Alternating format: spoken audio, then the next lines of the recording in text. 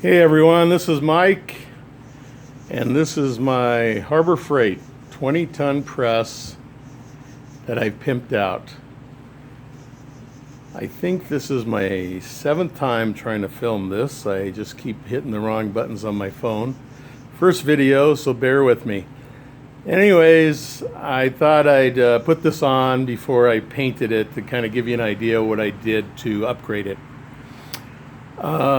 The thing that I found out first was that the press on the showroom floor is not necessarily the press that you'll get in the box, because they have different companies manufacture these different products for them. So there could be on this particular piece of equipment, I think there's 2 or 3 part numbers.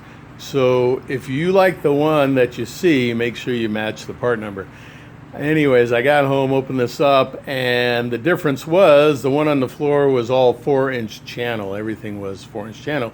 This uprights and the mounting for the jack was 4-inch channel that was made out of 3/16 material. So they just they bent it and made the channels. So what I did first was I boxed in the channel to strengthen that. As you can see, that's some 4-inch. I went by 3/16. And then also the cross member here that the jack sits on, that was just channel. So I don't know if you can see down there, but I boxed that in. So then what that did was it made it thicker, so I had to make these tensioning for the springs a little longer. And yeah, up on the top, some gussets in here, some 1/2 inch here, and let's see, coming down, I like this little idea somebody had. Put a magnet up in there, and then as you put your fixtures and whatnot on there, it's great. It just sticks on there. Also, the other good idea, which somebody had out there, was these, which have a tendency to fall off as you move things around. So I had some roll pins. I drilled them. I put the roll pins in there. You can use bolts. I see people thread them and put bolts in there, or just various pins. It's really nice because they won't, and they'll rotate and set in there. The other thing is, which I notice when you put a lot of weight, which I'll have a finger brake on here, it's a little hard to lift that up. So I added this winch system, which here, let me swing this around and see if it's a little better. I thought if I film this in front of my garage door, it would be a better contrast. Anyways, I have this worm drive gear, Harbor Freight, of course, about under $20, and I cut it down, trimmed it down to make it a little more streamlined. And the nice thing is, over the regular boat winch, this is also a boat winch, but when you let go of it, it will not spool out. The worm drive holds it.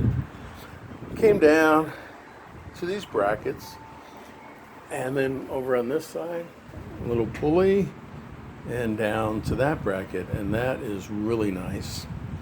What else did I do in here? Well, put casters on. That's a big bonus. I don't know why more people don't put casters on their things. I limited for space in my garage, so everything's movable. But I welded the leg, or the angle iron pieces on the outside, and eventually I'll add a shelf down there. That's kind of the whole package. I just got to figure out how to mount this, or just leave it loose. But kind of like the way it came out. Then over here, which I'm still tinkering with, is I'm trying to coming up with my finger brake system. And you folks out there know what this looks like. What I won't mention the name, but you know, kind of took their product, took everybody else's product, and came up with mine. I have some 3/4 by, I think it's 3-inch. Here, let me lift this up here. I have a 20-inch disc sander, so tilt it back, so that's about 50 degrees, I guess.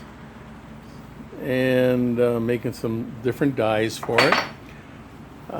Here, what I did was I have these slotted them so they slide in and out, and then I made this one die so far, and I have this smaller die, so I can actually put that in there, slide in that flat stock to center it, and I think that'll work out good when I have some different designs, and I can keep everything centered, just lock them in place.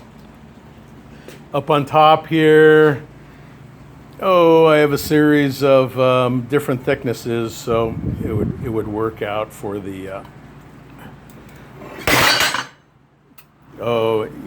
You can clamp off your piece in there, and that worked out really well. And some springs from my local Ace Hardware. But this is an ongoing piece to perfect it. And the thing I'm doing now is I'm trying to figure out the right way to harden these. I like to put a little harder edge on it, but it tested out pretty well. This is that's 1/8 inch by 4 inches. Pretty nice, pretty clean bend. So I'm figuring that it can probably bend. I'm hoping like 3/8, maybe by a couple inches, 1.5 inches. I mean, it had no problem bending 1/4 inch. Anyways, thanks for watching, and as this unfolds, I'll try to post another one after everything's painted and it looks all pretty. Okay. Thanks, guys. I hope this helps you out on your bend. Mike out.